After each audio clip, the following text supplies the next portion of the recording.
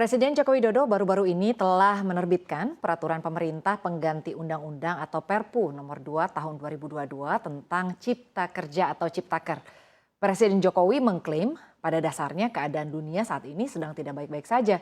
Yang terlihat normal saat ini sebenarnya masih diliputi ancaman-ancaman ketidakpastian global. Nah, atas dasar itu, pemerintah berdalih menerbitkan Perpu Ciptaker yang sebelumnya telah dinyatakan inkonstitusional bersyarat oleh Mahkamah Konstitusi atau MK. Nah, untuk lebih jelasnya seperti apa sebetulnya Perpu ini, saya akan membahasnya untuk Anda dalam Perpu Cipta Kerja terbit, buruh langsung menjerit. Ya, yang menjadi pertanyaan atau yang membuat penasaran adalah apa sih alasan yang mendasari pemerintah terbitkan Perpu Cipta Kerja? Jadi, kalau menurut Presiden Jokowi adalah adanya ancaman ketidakpastian global. Jadi ancaman-ancaman risiko ketidakpastian inilah yang kemudian menyebabkan dikeluarkannya Perpu karena memang untuk memberikan kepastian hukum. Lalu selanjutnya adalah adanya kekosongan hukum. Seperti apa maksudnya? Artinya ada dalam persepsi para investor baik dalam maupun luar negeri karena menurut Presiden Jokowi ini adalah hal yang penting karena ekonomi kita di tahun 2023 akan sangat bergantung pada investasi dan juga ekspor.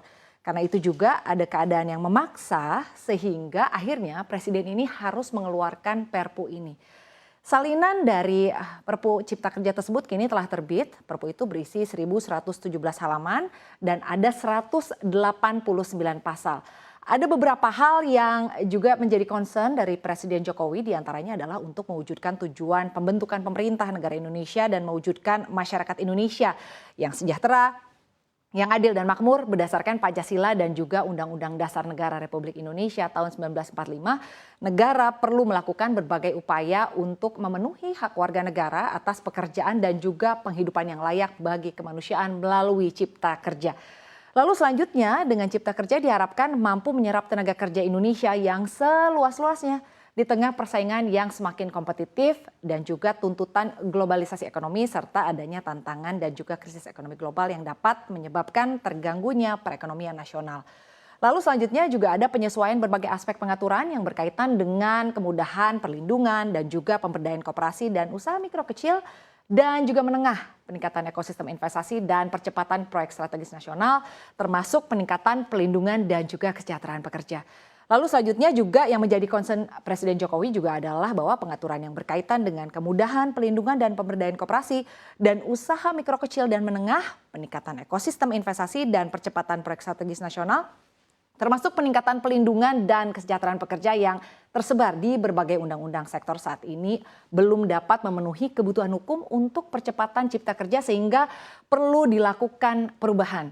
Lalu selanjutnya yang menjadi concern juga adalah upaya perubahan pengaturan yang berkaitan dengan kemudahan pelindungan, pemberdayaan koperasi dan usaha mikro kecil dan menengah, lalu juga peningkatan ekosistem investasi dan juga percepatan proyek strategis nasional termasuk peningkatan pelindungan dan juga kesejahteraan pekerja dilakukan melalui perubahan undang-undang sektor yang memang untuk saat ini belum mendukung terwujudnya sinkronisasi dalam menjamin percepatan cipta kerja sehingga diperlukan terobosan dan kepastian hukum untuk dapat menyelesaikan berbagai permasalahan dalam beberapa undang-undang ke dalam satu undang-undang secara komprehensif dengan menggunakan metode omnibus. Dan selanjutnya juga untuk melaksanakan putusan Mahkamah Konstitusi nomor 91 tahun 2020 perlu dilakukan perbaikan melalui penggantian terhadap Undang-Undang nomor 11 tahun 2020 tentang Cipta Kerja.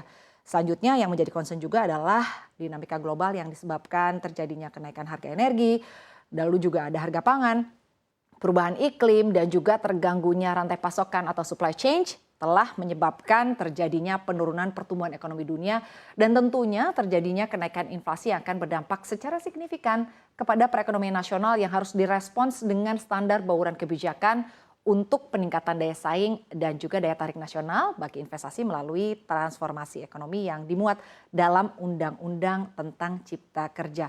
Nah, merespon hal ini, mantan Wakil Menteri Hukum dan HAM, Denny Indrayana menyentil keras Perpu Ciptaker yang diterbitkan Presiden Jokowi. Denny menuding Presiden Jokowi ini tidak menghormati putusan MK ya, dan juga memang sebetulnya ini terkesan memaksakan pemberlakuan UU Ciptaker yang sebelumnya ini telah dinyatakan inkonstitusional bersyarat oleh MK. Menurutnya melalui putusan nomor 91 PUU 18 tahun 2020, MK telah menegaskan bahwa Undang-Undang Cipta Kerja inkonstitusional bersyarat lantaran absennya partisipasi publik yang bermakna dalam pembuatannya. Sehingga terbitnya Perpu oleh Presiden ini justru semakin menegaskan bahwa ia telah mengabaikan putusan MK tersebut. Nah, sekarang kita akan lihat ya di slide selanjutnya. Kita akan membahas bagaimana respon dari buruh atas Perpu Ciptaker ini. Nah, ini adalah respons begitu ya dari buruh yang sebetulnya menolak Perpu Cipta Kerja yang baru. Menanggapi terbitnya peraturan ini, Presiden Partai Buruh, Ketua Serikat Buruh Said Iqbal menyatakan Partai Buruh, KSPI dan juga organisasi serikat buruh lainnya menolak isi Perpu nomor 2 tahun 2022. Hal ini karena isi dari Perpu Cipta Kerja memang dianggap merugikan buruh. Sekarang kita lihat saja ya, apa poin-poin penting yang ditolak oleh buruh dari Perpu Ciptaker yang ini. Untuk yang pertama, ini adalah tentang pasal tentang upah minimum. Terkait penetapan upah minimum yang menggunakan inflasi, ditambah laju pertumbuhan ekonomi, ditambah indeks tertentu, buruh ini menolak begitu adanya indeks tertentu karena tetap harus pakai inflasi plus pertumbuhan ekonomi untuk perhitungannya. Lalu selanjutnya yang jadi masalah juga adalah pasal tentang outsourcing. Dalam Perpu Cipta Kerja, semua jenis pekerjaan outsourcing tetap diperbolehkan walaupun nantinya akan diatur dalam peraturan pemerintah atau PP.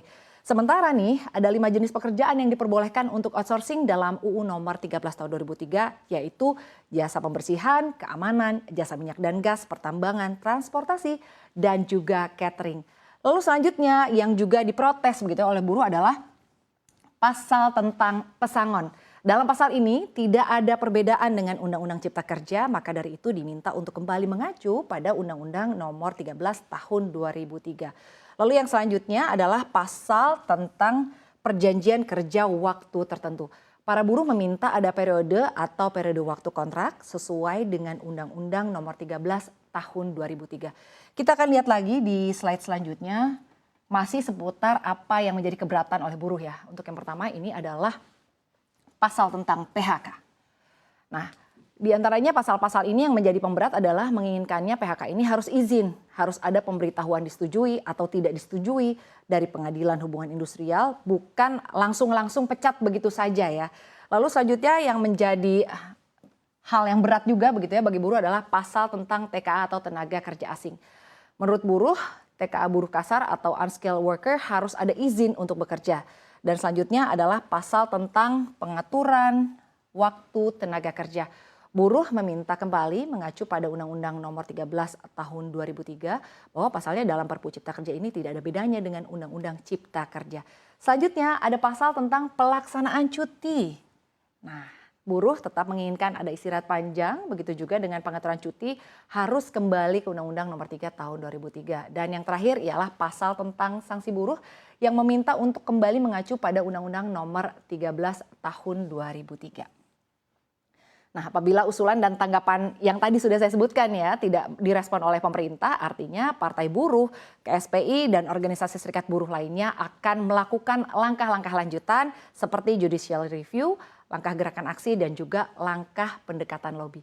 Di slide selanjutnya kita akan membahas nih, apa sih respon DPR begitu ya atas terbitnya Perpu ini? Kita lihat. Ya, Dewan Perwakilan Rakyat atau DPR ini bersiap membahas begitu ya manuver pemerintah yang telah menerbitkan peraturan pemerintah pengganti undang-undang atau Perpu nomor 2 tahun 2022 tentang Cipta Kerja sebagai pengganti dari Undang-Undang Cipta Kerja. Nah, dalam undang-undang ini disebutkan Perpu adalah peraturan perundang-undangan yang ditetapkan oleh Presiden dalam hal ihwal kegentingan yang memaksa.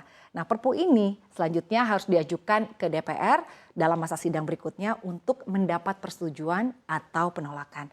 Nah, sebagai informasi saja, DPR telah resmi menutup masa persidangan 2 tahun sidang 2022-2023 dengan memasukinya masa reses mulai 16 Desember 2022 lalu. Dan masa reses itu akan berakhir hingga 9 Januari 2023. Nah, setelahnya masa persidangan akan berlanjut kembali dan karena itu menurut Wakil Ketua Balik Ahmad Baduy, sementara ini Perpu ini berlaku sampai nanti ada keputusan dari DPR.